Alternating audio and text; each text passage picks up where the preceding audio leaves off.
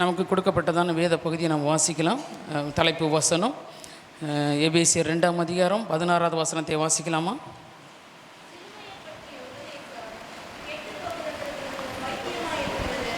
பகையை சிலுவையினால் கொன்று அதனாலே இருதிறத்தாரையும் ஒரே சரீரமாக தேவனுக்கு ஒப்புரவாக்கினார்.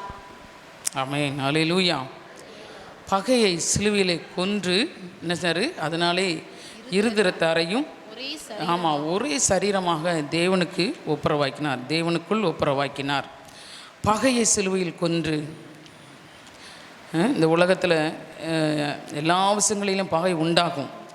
ஆண்டவர் சொல்கிறாரு, முதல்ல என்ன பகைத்தாங்க, அதுக்கு பிறகு தான் உங்களை பகைக்கிறாங்க அப்படின்னு ஆண்டவர் சொல்கிறாரு. யோவான் 15:23 வாசிங்க. யோவான் 15ஆம் அதிகாரம் 23வது வசனத்தை வாசிங்க. என்னை பகைக்கிறவன் என் பிதாவையும் பகைக்கிறான். என்னை பகைக்கிறவன் என் பிதாவையும் பகைக்கிறான்.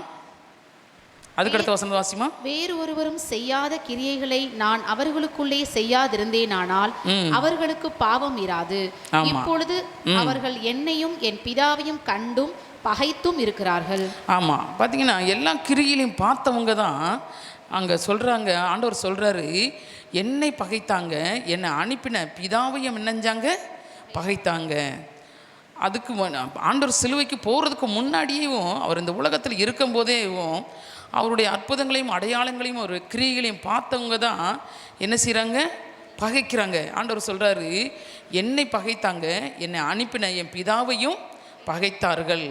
சரி, அப்போ அந்த பகையை நாம் என்ன செய்யணும், ஆண்டவர் சிலுவையில் கொண்டுட்டார். இப்படிப்பட்ட பகைகள் இருக்கக்கூடாது அப்படின்னு சொல்லி தான் ஆண்டவர் நினைச்சார். சிலுவையில் நினைச்சார், பகையை தர போல் நிற்கிற சுவர் போல் நிற்கிற அந்த பகையை நினைச்சார், சிலுவையில் கொன்றார். கொன்று சிலுவையில் ஜெயம் எடுத்தார். ஆனால் நம்ம என்ன செய்கிறோம், ஒரு சில நேரங்களில் அந்த பகை நம்மளை என்ன செய்கிறது, மேற்கொள்கிறது. அதை நம்ம விட்டுவிட வேண்டும்னு சொல்லித்தான் நம்ம இந்த 40 நாள் சிலுவை தியானங்களில் அதெல்லாம் நம்ம தியானம் பண்ணிக்கிட்டு வர்றோம். சரியா? அப்போ என்ன நம்ம எண்ணத்தில் நம்ம அதை விட்டுவிடணும், எந்த பகையான காரியங்களை நம்ம விட்டுவிட வேண்டும், தேவனுக்கு பிடிக்காத காரியம் என்ன காரியம், அதை நம்ம விட்டுவிட வேண்டும் என்று சொல்லி நம்ம பார்க்கலாம். கொலோசியர் 2ஆம் அதிகாரம் 19வது வசனத்தை வாசிங்க.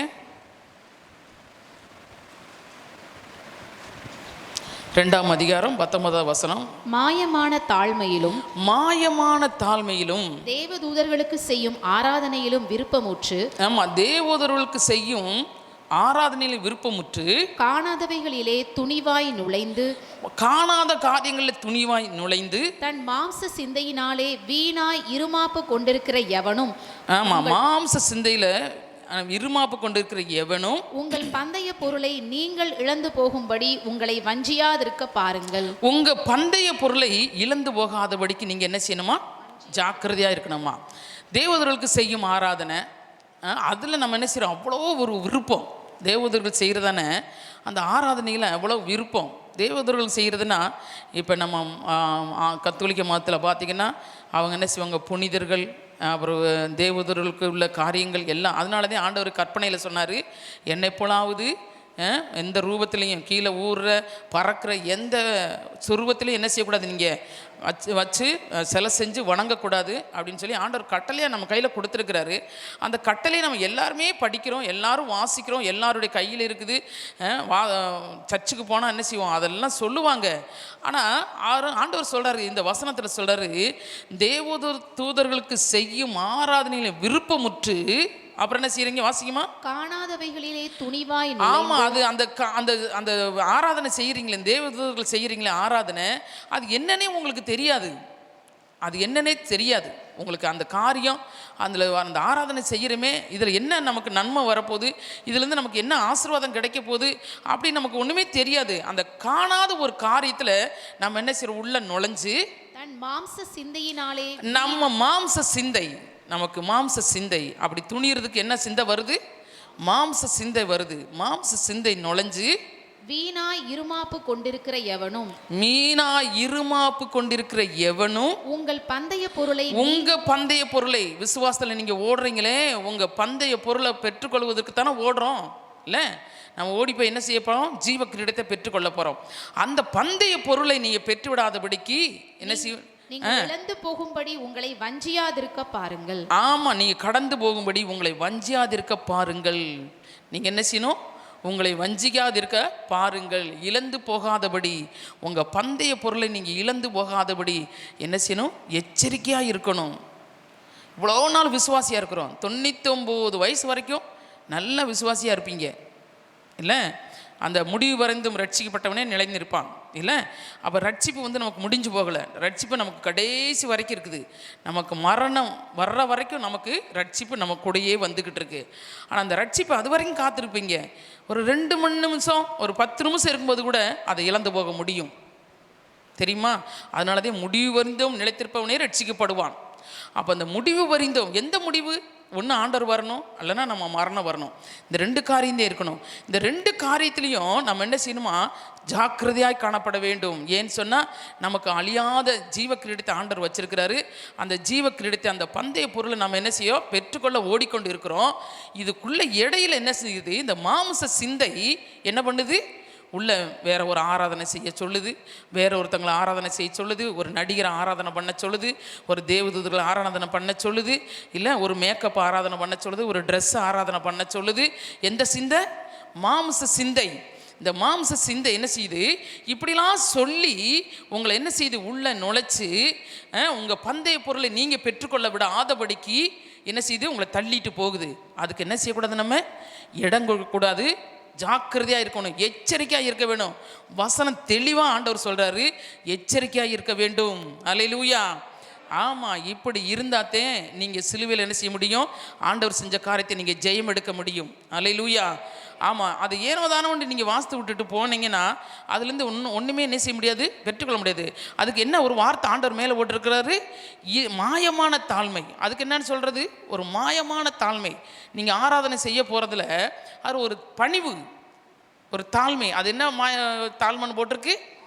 ஆனால் மாயமான தாழ்மை, அப்படியே நடிக்கிறது இல்லை, ஒரு நடிப்பின் ஒரு வேஷத்தை கொடுக்கறது, அதுக்கு தான் மாயமான தாழ்மை. அந்த தாழ்மையில் இல்லை. உன்னுடைய தாழ்மை எதில் இருக்கணும் தெரியுமா? தேவாதி தேவன் சிலுவையில் ஒப்பு கொடுத்தாரே, தன்னைத்தானே ஒப்பு கொடுத்தாரே, அந்த விதமான தாழ்மை இருக்கணும். அப்படி இருந்தால் தான் அது உண்மையான தாழ்மையாக இருக்கும். மற்றவங்க பார்க்குறதுக்காக, மற்றவங்க கண்ணு துடைக்கிறதுக்காக நம்ம என்ன செய்யக்கூடாது? மாயமான தாழ்மையில் நம்ம இருக்கக்கூடாது. சரியா? அடுத்து ஒரு வசனத்தை வாசிப்போம். அதே கொலோசியர் 2:21 வாசிங்க. மனுஷருடைய கற்பனைகளின்படியும் மனுஷருடைய கற்பனைகளின்படியும் போதனைகளின்படியும் நடந்து. கொலோசியர் 2:20 நீங்கள் கிறிஸ்துவுடனே கூட உலகத்தின் வழிபாடுகளுக்கு மரித்ததுண்டானால். ஆமா, நீங்க கிறிஸ்துவனுடைய உலக வழிபாடுகளுக்கு என்ன செய்யணும்? மரித்தது உண்டானால் இன்னும் உலக வழக்கத்தின்படி பிழைக்கவர்கள் போல, இன்னும் உலக வழக்கத்தின் போல பிழைக்காதனும் போல என்ன செய்றீங்க? நீங்க காணப்படுறீங்க. அப்போ உலக வழக்கம் ஒன்று இருக்குது, உலக பழக்க வழக்கம் இருக்குது, உலக வழிபாடுகள் ஒன்று இருக்குது. இதெல்லாம் நம்ம விட்டது போல் என்ன செய்கிறோம்? ஆண்டவர் முன்னாடி நடிக்கிறோம். அதில் இன்னும் நம்ம இருக்கிறோம், அந்த வழக்கத்தில் நம்ம இருக்கிறோம். உலக வழக்கங்கள், உலக பழக்க வழக்கங்கள். சரியா? உதாரணத்துக்கு சொல்லப்போனால் நமக்கு இங்கே திருமண காரியங்கள் நடக்கிற போதில் பார்த்தீங்கன்னா மாலை ஓடணும்பாங்க, தாலி கட்டணும்பாங்க, கண்டிப்பாக அதெல்லாம் செய்யணும்பாங்க. வீடு கட்டும்போது வாசல் அந்த இது வைக்கணும்பாங்க, ஐம்பொண்ணு வைக்கணும்பாங்க, மாலை ஓடணும்பாங்க. இதெல்லாம் என்ன வழக்கம்? உலக வழக்கம். ஆதாம் ஏவாளுக்கு ஆண்டவர் அப்படி தாலி செஞ்சு கொடுத்தாரா? பவுன் இருந்துச்சா? அப்போ சொல்லுங்கள், மாலை இருந்துச்சா? பூவு இருந்துச்சா?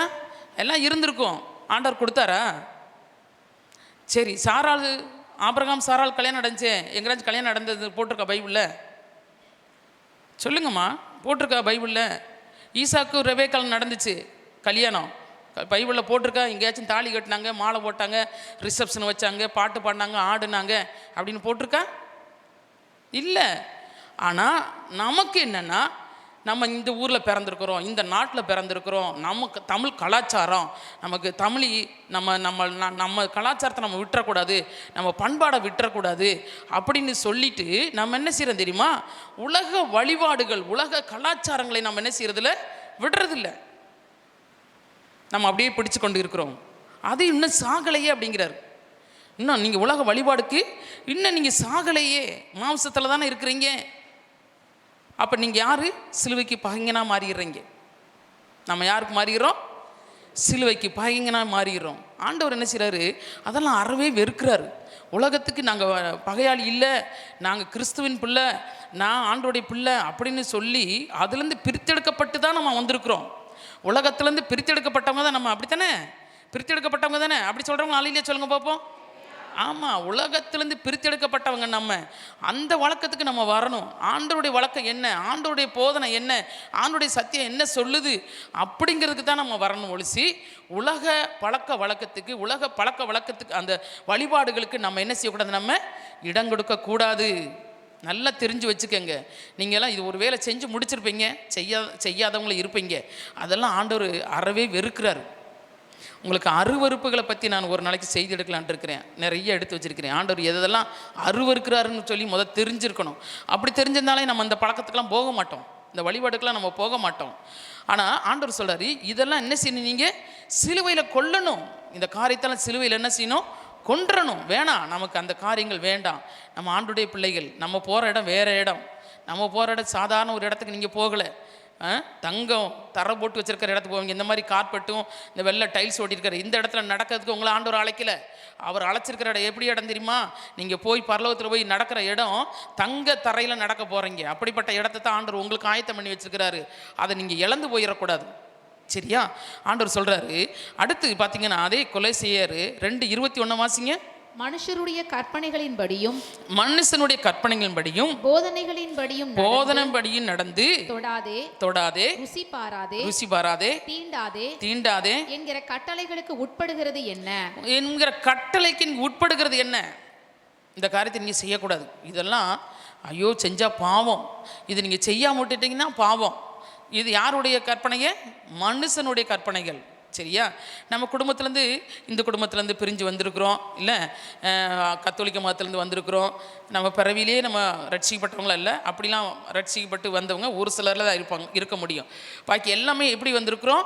உலக வழிபாட்டின்படி தான் வந்திருக்கிறோம். உலக சடங்காச்சாரங்க அந்த குடும்பங்களில் பிறந்தே வந்திருக்கோம்.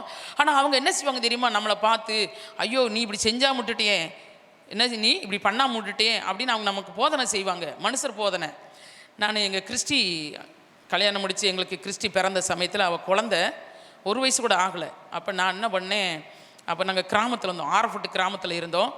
அப்போ கிராமத்தில் இருக்கும்போது வேலைக்கு போயிடுவார். மத்தியான நேரத்தில் ஒரு 2-2:30 போல் அப்படிலாம் கிறிஸ்டி தூங்கிடுவா. சரி, நான் என்ன செய்வேன், எப்பயுமே கூட படுத்து தூங்குறது தான் வழக்கம். ஆனால் அன்னைக்கு நான் தூங்கலை. நான் தூங்காமல் அப்படி முழிச்சிட்டு இருந்தேன்.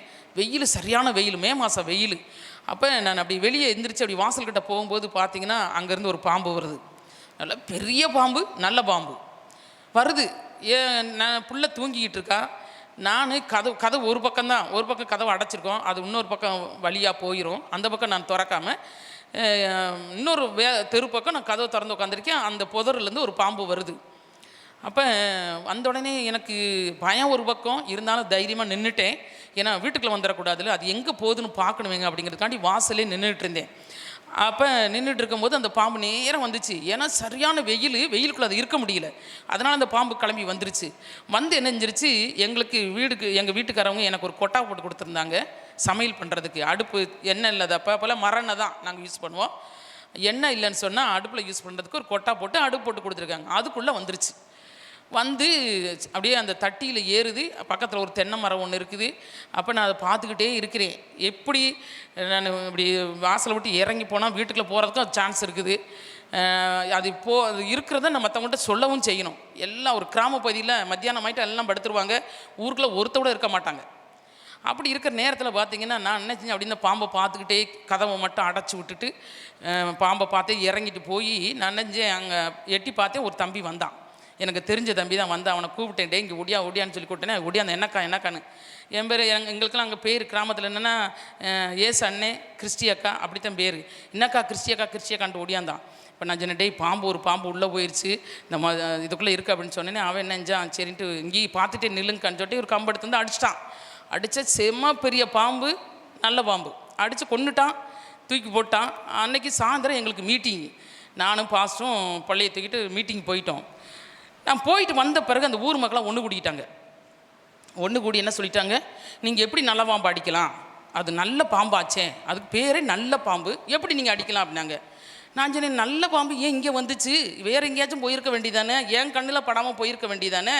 நான் பிள்ளைய வச்சுட்டு உட்காந்துருக்கேன், வந்து ஏதோ ஒன்று ஆகி போச்சுன்னா நீங்கள் என்ன பதில் சொல்லுவீங்க அப்படின்னு. நீங்கள் அடிச்சிருக்கக்கூடாது, அது எங்கள் தெய்வம் அப்படி இப்படின்னு நிறையா பேசுகிறாங்க. சுற்றி நின்றுக்கிட்டு என்னை சுற்றி நின்று அந்த பையனை வந்து அடித்த பையனையும் கூட்டு வச்சுக்கிட்டு என்ன சொல்கிறாங்க, ஏய் இனி கற்பூரம் கொளுத்து, நீயும் கொளுத்தணும் அவங்களும் கொளுத்தணும். இந்த நான் சொன்னேன், நான் அந்த வேலையெல்லாம் செய்ய மாட்டேன். கொளுத்துருந்தா நீங்கள் கொளுத்திக்கங்க, எனக்கு அந்த வேலையெல்லாம் பிடிக்காது, அந்த செய்யவும் மாட்டேன். பாம்பு வந்துச்சு நான் அடித்தேன், யார்கிட்ட வேணால் போய் சொல்லுங்கள், என்ன வேணால் செய்யணுமோ செஞ்சுக்குங்க அப்படின்ட்டேன். அவங்க அப்படி நிற்கிறாங்க, இல்லைங்க கொளுத்துங்க, நிறையா வந்துருங்க சரி வந்துரும்ல, உங்களுக்கு தெரியுது தானே, நீங்கள் கொளுத்திக்கங்க, என்ன ஆளை விடுங்க அப்படின்னு. இல்லை அப்படியே சுற்றி நின்று அப்படியே மயமயன்னு பேசிக்கிட்டே இருக்கிறாங்க. அவனை இந்த பையனை நினைஞ்சா நானும் கொளுத்த மாட்டேன்னு அவன் போயிட்டான். இப்போ நான் சொன்னேன், நான் கொளுத்த மாட்டேன், நீங்கள் கொளுத்துனா கொளுத்துங்க, கொளுத்தாட்டி போங்க, நான் செய்ய மாட்டேன் அந்த வேலையை. பாம்பு வந்து நான் அடிச்சிட்டேன், இனி எத்தனை பாம்பாக இருந்தாலும் அடிக்கத்தான் செய்வேன், கொல்லத்தையும் செய்வேன் அப்படின்னு. அவங்கெல்லாம் கிறிஸ்தவங்க அப்படித்தான் பேசுவாங்க அப்படின்னு சொல்லிட்டு அப்படி கலைஞ்சு போயிட்டாங்க. நான் ஏன் இதை சொல்கிறேன்னு சொன்னால், இது என்ன வழக்கம்? ஆமாம், மனுஷர் வழக்கம், உலக வழக்கம். அப்படியே பாம்பு வந்துட்டு அடிச்சுட்டா அதுக்கு கற்பூரம் கொளுத்தணுமா, கொளுத்திட்டா வராதான், அது சாமியா. இதெல்லாம் யாருடைய வழக்கம்? மனுஷர் சொல்கிறாங்கம்மா, மனுஷரதே இந்த வழக்கத்தை கொண்டு வர்றாங்க, போட்டு திணிக்கிறாங்க. எப்படியாச்சும் மனம் மாற வச்சு குளத்தை வச்சிடலாம், என்னாச்சும் பண்ணிடலாம். ஏன்னா நாங்கள் கிறிஸ்தவங்க, எங்கள் ஆண்டவரை பற்றி சொல்கிறேன்னு அவங்களுக்கு நல்லாவே தெரியும். தெரிஞ்சு தான் அவங்க அவ்வளோ போஸ்ட் பண்ணுறாங்க, கொளுத்துங்க, ஐயோ கொளுத்துங்க, இல்லாட்டி வந்துடும், இன்னும் வந்துடும்னு. சரி பரவாயில்ல, வந்தால் பரவாயில்ல அப்படின்னு நானும் அவங்களுக்கு ஈடு கொடுத்து நின்று செய்யவே கிடையாது. அப்போ மனுஷ வழக்கத்தை நம்ம மேலே திணிப்பாங்க. அந்த காரியங்களை இப்படி செஞ்சிரு, அப்படி செஞ்சிரு, வாசல் இந்த பக்கம் வைக்கக்கூடாது, இப்படி வச்சிரு, அது மேலே தூக்கி வை, அது கீழே தூக்கி வை, கிழக்க வை, மேற்க வை, நிறைய காரியங்கள் உண்டு மனுஷர் வழக்கம். இதுக்கெல்லாம் நம்ம என்ன செய்யணுமா? சாகணுமா? இதுக்கெல்லாம் அந்த காரியத்துக்கெல்லாம் செத்தாத்தே நம்ம சிலுவையை பார்க்க முடியும்.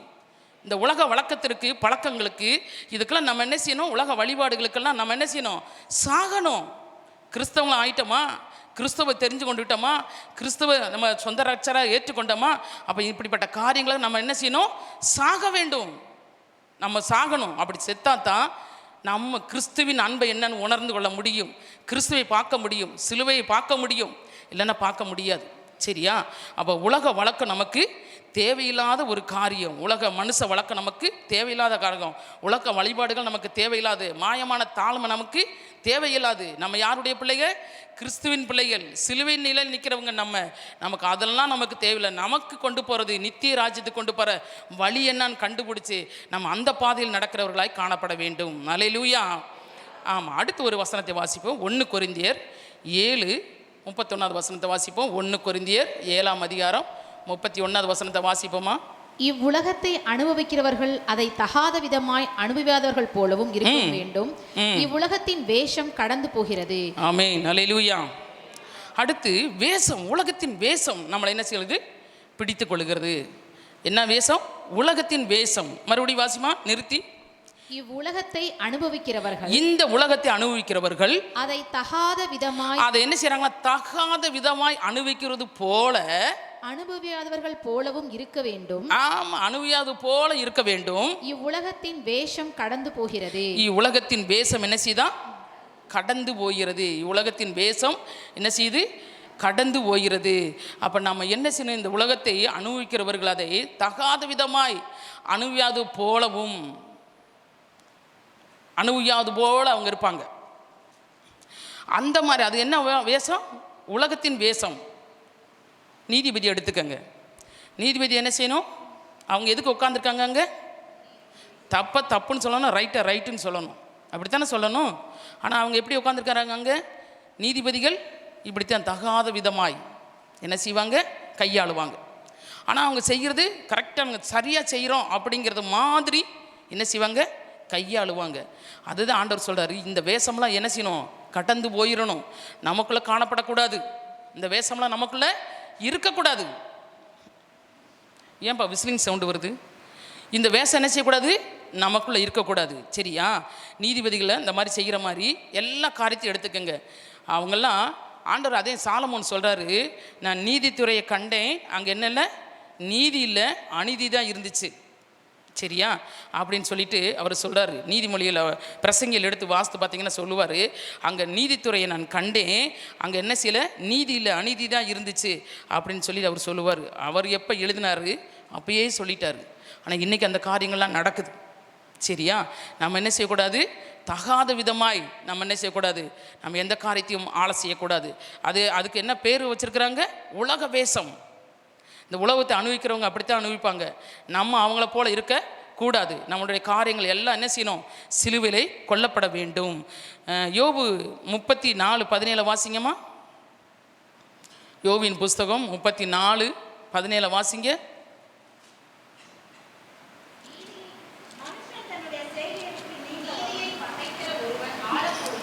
ஆமா, நீதியை பகைக்கிற ஒருவன் ஆளக்கூடுமோ?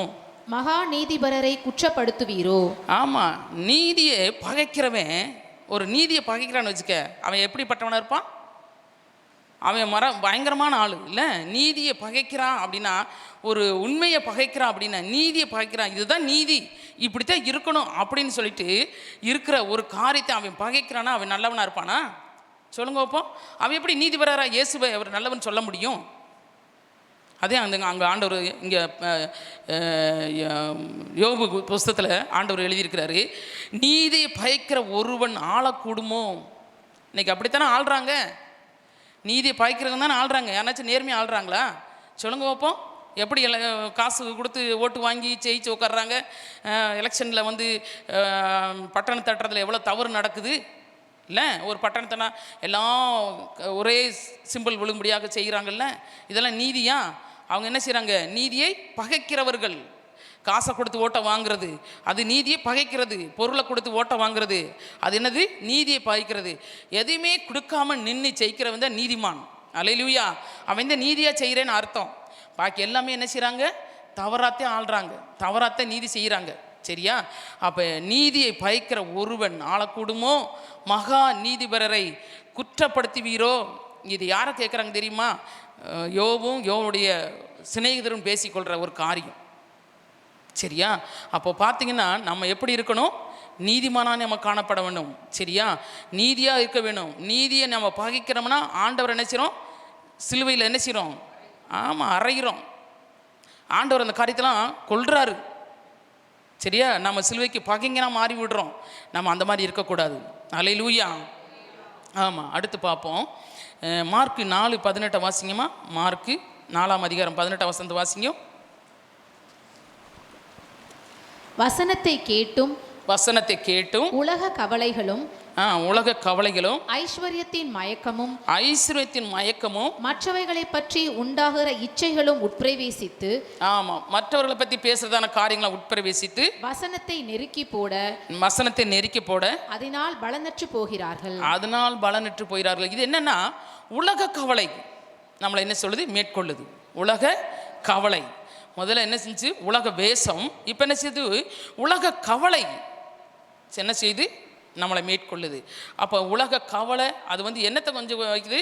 பண மயக்கத்தை கொண்டு வருது, பொருள் மயக்கத்தை கொண்டு வருது, இல்லை வேறு என்னென்ன மயக்கம் இருக்குதோ எல்லாத்தையும் கொண்டு வந்து என்ன செய்யுது? உலகத்துக்குள்ளே நம்மளை அப்படியே தள்ளி விடுது. வசனத்தை கேட்க விடாதபடி, வசனத்தின்படி வளர விடாதபடி, வசனத்தில் வேரூண்டி நிற்க விடாதபடிக்கு உலக கவலை நம்மளை என்ன செய்யுது? உலக ஐஸ்வர்யம் நம்மளை என்ன செய்யுது? மயக்குது. சரியா? வாசிப்போமா? ஒரு சில காரியங்கள் வாசிப்போம். லூக்கா 2:15-20 வரைக்கும் வாசிங்கம்மா. தேவ தூதர்கள் அவர்களை விட்டு பரலோகத்துக்கு போன பின்பு 12:15-20 வரைக்கும். லூக்கா 12. பின்பு அவர் அவர்களை நோக்கி, பொருளாசை குறித்து எச்சரிக்கையாயிருங்கள். ஏனெனில் ஒருவனுக்கு எவ்வளவு திரளான ஆஸ்தி இருந்தாலும் அது அவனுக்கு ஜீவன் அல்ல என்றார். ஆமா, உனக்கு எவ்வளவு ஆஸ்தி இருந்தாலும், எவ்வளவு பொருள் இருந்தாலும், அது என்ன சொல்கிறது, எத்தனை வாகனத்தை நீ வச்சுருந்தாலும், ஹெலிகாப்டரே நீ வச்சுருந்தாலும், அப்புறம் தங்கத்திலே வீடு கட்டி வச்சுருந்தாலும், வேறு என்ன இப்போ உலகத்துலாம் நம்ம இந்தியாவுக்குள்ளே எத்தனையோ செல்வந்தர்கள், கோடீஸ்வரர்கள் முதலாவது இடம், 2வது இடம், 3வது இடம் அப்படி பட்டியல் போட்டு சொல்கிறாங்க. சொத்தில் வருமானத்தில் இத்தனை இது இருக்குது, எனக்கு இவ்வளோ இருக்குது அப்படின்னு பட்டியல் போட்டு காட்டுறாங்க. அதுக்கு ஆண்டவர் சொல்கிறார், மறுபடியும் அந்த வசனத்தை வாசிமா. பின்பு அவர் அவர்களை நோக்கி பொருளாசை குறித்து எச்சரிக்கையாயிருங்கள். பொருளாசை குறித்து எச்சரிக்கையாயிருங்கள். ஏனெனில் ஒருவனுக்கு எவ்வளவு திரளான ஆஸ்தி இருந்தாலும் அது அவனுக்கு ஜீவன் அல்ல என்றார். அல்லேலூயா. ஆமா, எல்லாரும் அதை புரிஞ்சிருக்கணும். நீ எவ்வளவு பொருள் வச்சிருந்தாலும், எவ்வளவு பெரிய வீட்டில் இருந்தாலும், எவ்வளவு பெரிய கார்ல நீ போயிட்டு வந்தாலும், அது வந்து உனக்கு என்ன இல்லை? ஜீவன் இல்ல. அல்லாமலும் ஒரு ஓமை அவர்களுக்கு சொன்னார். ஒரு ஊமை அவர்களுக்கு சொன்னார். என்ன ஊமை சொன்னாரு? ஐஸ்வர்யம் உள்ள ஒருவனுடைய நிலம் நன்றாய் விளைந்தது. அப்பொழுது அவன், நான் என்ன செய்வேன்? என் தானியங்களை சேர்த்து வைக்கிறதற்கு இடமில்லையே. நான் ஒன்று செய்வேன். என் களஞ்சியங்களை இடித்து பெரிதாக கட்டி எனக்கு விளைந்த தானியத்தையும் என் பொருட்களையும் அங்கே சேர்த்து வைத்து பின்பு என் ஆத்துமாவே உனக்காக அநேக வருஷங்களுக்கு அநேக பொருட்கள் சேர்த்து வைக்கப்பட்டிருக்கிறது. நீ இளைப்பாரி புசித்து குடித்து பூரிப்பா இரு என்று என் ஆத்மாவோட சொல்லுவேன் என்று தனக்குள்ளே சிந்தித்து சொல்லிக் கொண்டான். ஆமா. வாசிமா. தேவன் அவனை நோக்கி இன்னைக்கு எல்லாருக்கும் அந்த வசனத்தை வாசிக்கிற நம்ம எல்லாருமே தான் இதை நல்லா புரிந்து கொள்ள வேண்டும். எப்படின்னா பாருங்க, அவனுக்கு அநேக நாட்கள் அநேக வருஷங்கள் அவன் என்ன செய்யணுமா, அவனுக்கு வர்ற வெள்ளாமையை சேர்த்து வச்சு களஞ்சியத்தை இடித்து பெருசா கட்டி அதுக்குள்ள வச்சு இவன் சாப்பிட போறானா. ஆண்டவர் சொல்றார், மதிகேடனே, உன் ஆத்துமா உன்னிடத்திலிருந்து இன்னைக்கு நைட்டு எடுத்துட்டு அதெல்லாம் யாரு சாப்பிடுவா? யாரு அதை வச்சு என்ன பண்ணுவா? அவன் ஆத்மாக்குள்ளதான் சொல்றான், அவன் விருப்பத்தை தான் அந்த இடத்துல சொல்றான். இப்படிலாம் இருக்க போகுது, இப்படிலாம் செய்ய போறேன்னு தன்னுடைய ஆத்மாவை குறித்து இந்த இடத்துல பேசுறான். அவன் செய்யல. ஆனால் ஆண்டவர் அது கேட்குறாரு, மதிகேடனே, இன்னைக்கு நைட்டே உன் ஜீவன் போயிட்டா நீ என்னடா செய்வ? அதை வச்சு யாருக்கு கொடுப்ப? அப்போ நம்ம என்ன செய்யணும்? உலகுக்காக கவலைப்பட்டு எல்லா பொருளையும் சேர்க்கணும், அதை சேர்க்கணும், இதை சேர்க்கணும், அதை வாங்கணும், இதை வாங்கணும். ஒரு நாள் என்ன செய்யக்கூடாது? உலகத்தை பொருளை ஐஸ்வர்யத்தை நினச்சி பொருளை நினச்சி கவலைப்படக்கூடாது. அது உலக கவலை. சரியா? நம்மளை என்ன செய்யும்? அமுழ்த்தி போடும், மயக்கி போடுவோம். நம்மளாம் அதை என்ன செய்யணும்? சிலுவையில் கொல்லணும். சிலுவையில் என்ன செய்யணும்? கொல்லணும். ஆமாம், ஆண்டவர் அதனாத்தையும் கொன்னார். பகை என்னச்சாரு? கொன்றாரு. சிலுவையில் என்னச்சாரு? இதெல்லாம் கொன்னுட்டாரு. நம்ம என்ன செய்யணும்? அதை நம்ம மறுபடியும் கையில் எடுக்கக்கூடாது. உலக கவலைக்குள்ளே நம்ம என்ன செய்யக்கூடாது? வரக்கூடாது. உலக மயத்துக்குள்ளே, உலக ஐஸ்வர்யத்துக்குள்ளே நம்ம என்ன செய்யக்கூடாது? வரக்கூடாது. இப்படிப்பட்ட காரியத்தை பேசி களஞ்சியத்தை பெருசாக்கணும், பொருளை வாங்கணும், அந்த பொருளை வாங்கணும், இந்த பொருளை வாங்கணும், அதை வாங்கணும், இதை வாங்கணும், சேர்க்காதீங்க. ஒரு நாள் அது உங்களுக்கு என்ன செய்யாது? உங்களுக்கு ஜீவனுக்கு ஈடாது நிற்காது. அது உங்கள் ஜீவனை காப்பாற்றாது. மேலே வசனம் சொல்லுது 15லேருந்து 20 வரைக்கும் வீட்டில் வாஸ்து பாருங்க. அது ஒரு நாள் உங்களை காப்பாற்றாது, உங்களுக்கு ஒரு உதவியும் செய்யாது அது. சரியா? எல்லாம் உதவி செய்கிறது யாரு? ஆண்டவர் தான். அல்லேலூயா. ஆமாம், அவர் பக்கமாக நம்ம திரும்ப வேண்டும். யோவான் 12:5 வாசிங்கம்மா. அதே 12:5 வாசி. இந்த தைலத்தை 300 பணத்திற்கு விற்று தரித்திரருக்கு கொடாமல் போனதென்ன என்றான். பத்தியா, இங்கே ஒருத்தன் சொல்கிறான், இதுதான் உலகத்தின் கவலை. இங்கே பார்த்தீங்கன்னா 300 பணத்துக்கு விற்று நீ என்ன செய்யலாம்? தரித்திரத்திற்கு கொடுத்துருக்கலாமே. ஏசாமிக்கு ஒரு அம்மா பரிமள தைலத்தை என்ன செய்கிறாங்க? ஊற்றி அந்த வீடு முழுசு வாசனையாக இருக்குது. சரியா? யார்? லாசருடைய அக்கா என்ன செய்கிறா? அந்த தைலத்தை ஊற்றி ஆண்டவர்கிட்ட என்ன செய்கிறா? அவரை பணிஞ்சு கொண்டு அன்பு செலுத்துகிறா. அதுக்கு கூட இருக்கிற அந்த யூதாஸ் என்ன சொல்கிறான்? அவன் என்ன செஞ்சான்? திருடனாக இருக்கிறபடினால், பணத்தை வச்சிருக்கிறபடினால் அந்த பண மயக்கத்தில் பேசுகிறான். இந்த தைலத்தை எவ்வளோக்கு விற்கலாமா? 300 பணத்துக்கு விற்கலாமா? விற்று தரித்திரத்துக்கு கொடுத்துருக்கலாமே. அப்படி ஒன்றும் அவர் பெரிய இறக்க குணம் உள்ளவர் கிடையாது. ஆனால் அவர் வஞ்சகன், அவர் உலக மயக்கத்தில் உள்ளவன், பொருளாசையில் உள்ளவன்.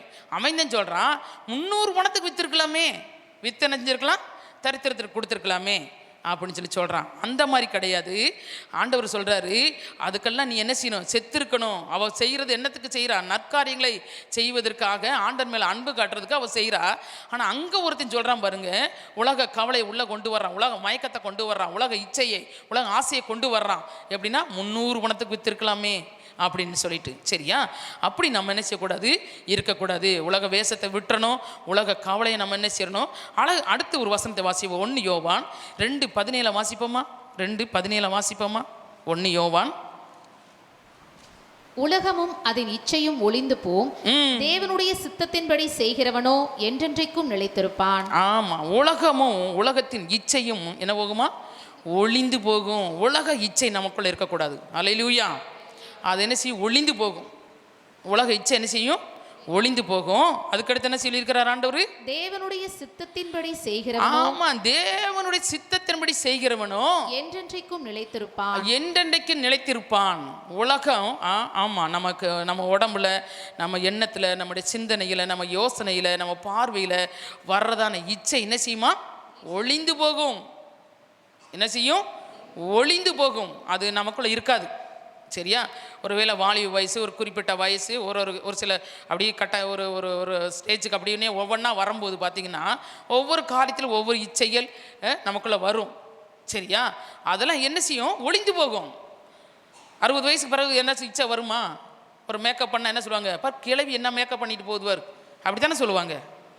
பிடி பார்க்கு போனீங்கன்னா அங்கே போய் பார்த்தீங்கன்னா பாருங்கள், எல்லோரும் பாருங்கள் 16 வயசு பிள்ளை மாதிரி இருக்கணும் அப்படின்னு அங்கே போய் வேஷம் போட்டுக்கிட்டு இருப்பாங்க. அதெல்லாம் என்ன செய்யும்? ஒளிந்து போகும். அதெல்லாம் என்ன செய்யும்? மறைஞ்சு போயிடும். அதெல்லாம் நிலைச்சு நிற்காது. ஆனால் யார் நிலைச்சு நிற்பா? தேவனுடைய சித்தத்தின்படி செய்கிறவனோ, தேவனுடைய சித்தத்தின்படி செய்கிறவனோ, சிறியவனோ பெரியவனோ வாலிபனோ வயசானவங்களோ 100 வயசோ 90 வயசோ அவன் எங்கே எப்படி நிற்பானா? நிலைச்சு நிற்பானா. அல்லேலூயா. ஆமாம். அப்போ உலக வேஷம் நமக்குள்ளே இருக்கக்கூடாது, உலக இச்சை நமக்குள்ளே இருக்கக்கூடாது, உலக கவலை நமக்குள்ளே இருக்கக்கூடாது. இதெல்லாம் ஆண்டவர் நெஞ்சார் ஏற்கனவே சிலுவையில் கொன்னுட்டாரு. அல்லேலூயா. ஆமாம். நம்ம அதுக்கு என்ன செய்யக்கூடாது? இடம் கொடுக்கக்கூடாது. சரியா? அடுத்து பார்த்தீங்கன்னா 1 கொரிந்தியர் 2:12 வாசிங்க. 1 கொரிந்தியர் 2:12 வாசிப்போமா?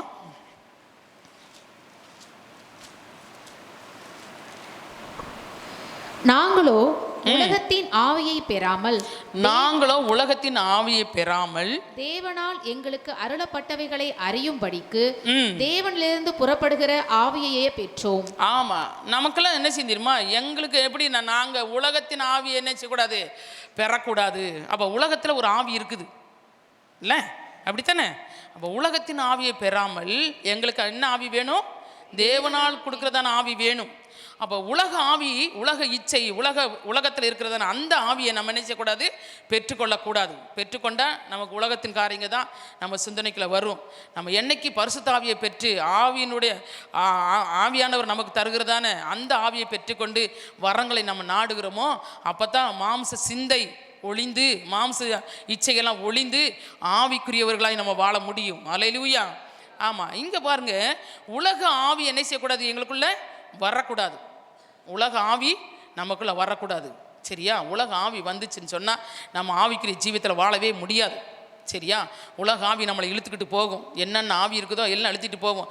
நம்ம கூட நம்ம வீட்டில் பிள்ளைகளை திட்டுவோம், இல்லை நம்ம புருஷனை திட்டுவோம், நம்ம மனைவியை திட்டுவோம், எல்லாம் திட்டுவோம். உலக ஆவி உனக்குள்ளே இருக்குது இல்லை? அதனாலதே செல்ல எப்போ பார் வச்சுக்கிட்டு இருக்க, உலகத்தின் காரியத்தை பார்த்துக்கிட்டு இருக்க, உலகத்திலே பேசிக்கிட்டு இருக்க, மற்றவங்கள்ட்ட பேசிக்கிட்டு இருக்க, ஆவியாண்டத்துக்கு இடம் கொடுத்து ஆண்டவர்கிட்ட பேசுகிறதுக்கு இடம் உனக்கு என்ன வரமாட்டேங்குது அப்படின்னு நம்ம என்ன செய்வோம்? திட்டுவோம். அப்போ நம்ம என்ன செய்யணும்? உலக ஆவிக்கு இடம் கொடுக்காதபடி தேவன் நம்ம கொடுக்குற ஆவியை நம்ம என்ன செய்யணும்? பெற்றுக்கொண்டவர்களாய் நம்ம காணப்பட வேண்டும். சரியா? அதுக்கடுத்து ஒரு காரியத்தை ஆண்டவர் சொல்கிறாரு. யோவான் 16:33 வாசிமா.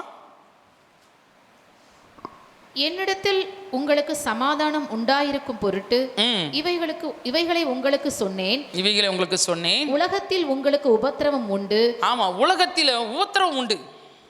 சரியா? அந்த உபத்திரத்தை நீங்க ஜெயிக்கணும். சரியா?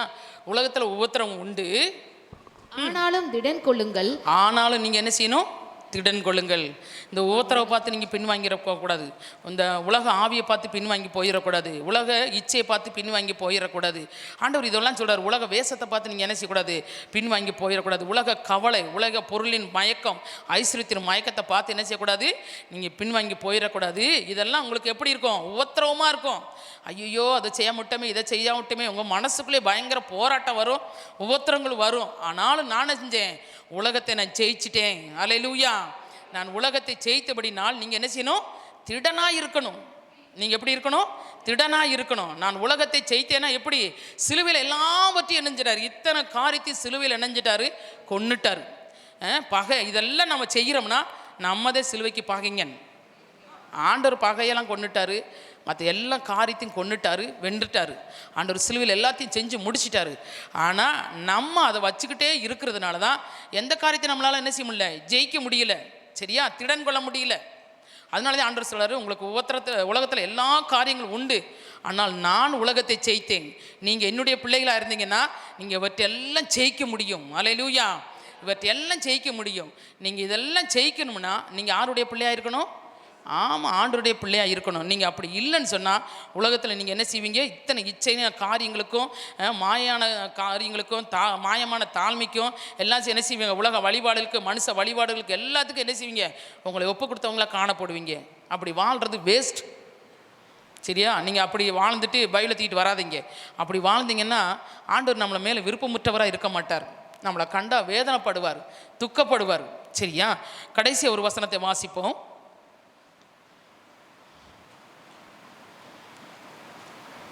வாசித்துட்டோமா? 1 கொரிந்தியர் 12:1-2-12 வாசித்துட்டோம்ல?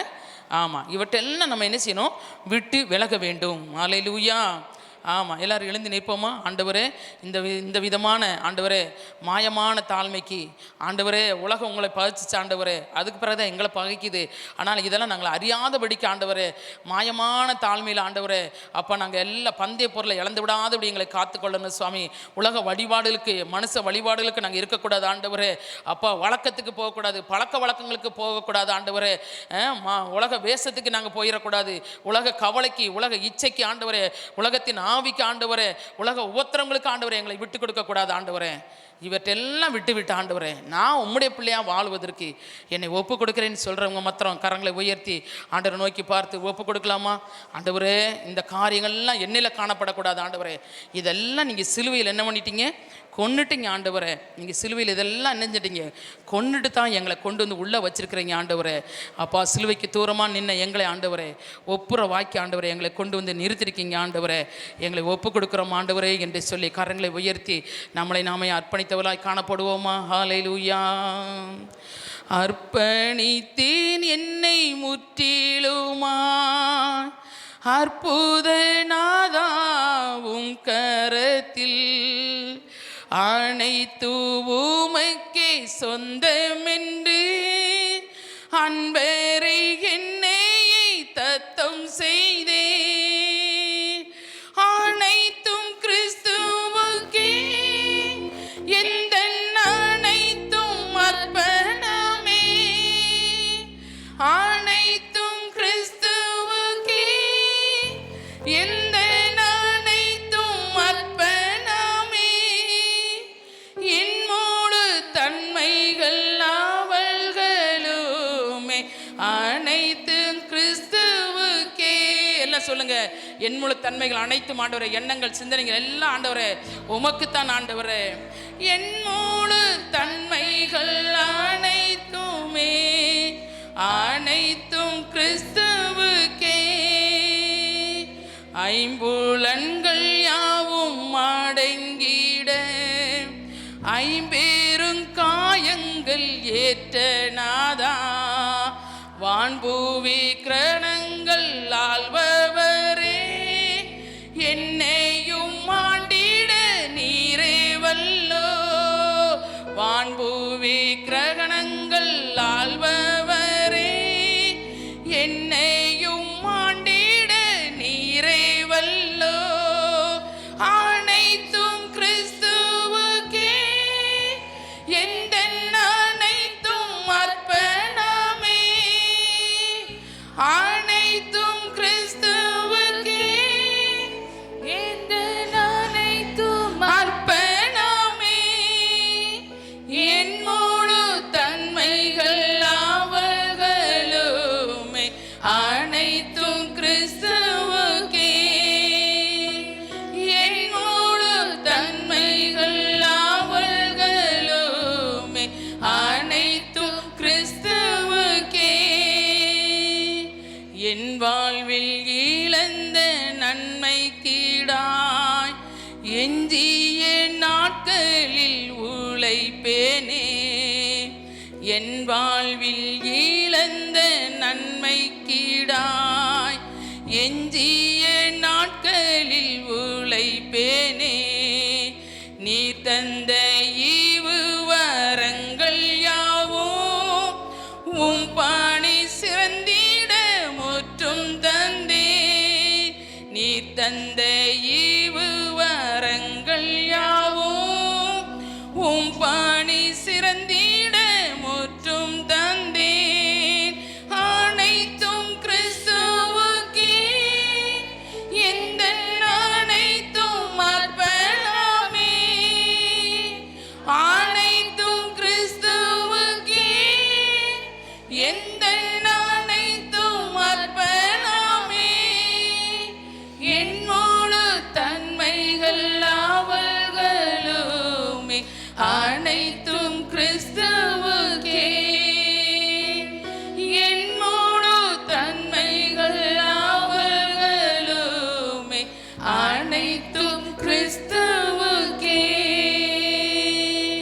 ஆமென் ஆண்டவரே.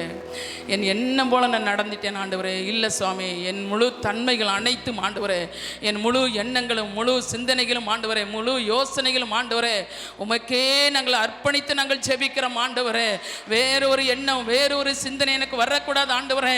உலக வழிபாடுகள் ஆண்டவரே, மனுஷ வழக்கங்கள் ஆண்டவரே, பழக்கங்கள் ஆண்டவரே, உலக இச்சைகள் உலக வேஷங்கள் ஆண்டவரே, எது என்னை தொட்டக்கூடாது ஆண்டவரே.